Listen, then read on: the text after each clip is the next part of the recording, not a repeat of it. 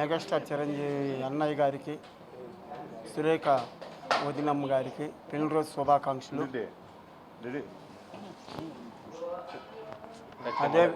అదేవిధంగా ఈరోజు ఇక్కడికి వచ్చిన అభిమానులందరూ, మన సీనియర్ అభిమానులు రాజేంద్రన్న, రమేష్ నాయుడు, రాజారాయులు, నీల, కొండ రాజమోహన్, గిరిమామ వీళ్ళు ఈరోజు పాల్గొన్నారు. అదేవిధంగా ఈరోజు మాకు చాలా సంతోషం వేస్తున్నది. ఎందుకంటే సురేఖ అమ్మగారి గురించి తన మర్దిలను కూడా ఒక స్థాయికి తెచ్చింది, ఫ్యామిలీని కూడా ఒక స్థాయికి తెచ్చింది, కుందెల ఫ్యామిలీని.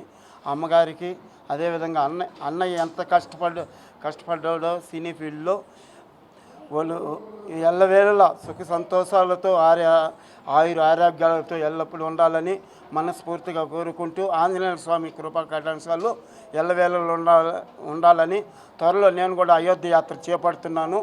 అన్నయ్య గారికి భారతరత్న రావాలి, రామ్ చరణ్ గారికి అడ్వాన్స్గా హ్యాపీ పుట్టినరోజు సందర్భంగా నేను బయలుదేరుతున్నాను.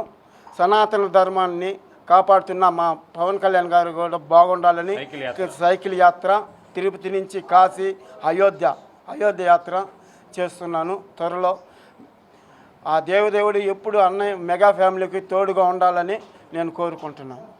అందరికీ నమస్కారం. ఈరోజు మన తిరుపతిలో పాస్ మనోవికాస్ ఇక్కడ ఉన్న అనాథ పిల్లలకి మన ఈశ్వర్ రాయల్, కొండా రాజా, మా అందరి ఆధ్వర్యంలో మేము ఈరోజు అనాథ పిల్లలకి చిరంజీవి గారి పెళ్లి రోజు సందర్భంగా అన్నదాన కార్యక్రమం చేయడం జరిగింది. మన మెగాస్టార్ చిరంజీవి గారు ఎంతోమందికి మార్గదర్శిగా ఉన్నారు. అన్నని చూసుకొని అందరూ మంచి కార్యక్రమాల్లో పాల్గొంటూ అన్నకి ఒక వెన్నుదన్నుగా ఉంటున్నాము. ఇటువంటి మంచి కార్యక్రమాలు చేపట్టుటకు మన మెగాస్టార్ చిరంజీవి గారు అందరికీ స్ఫూర్తిదాతగా నిలుస్తున్నారు.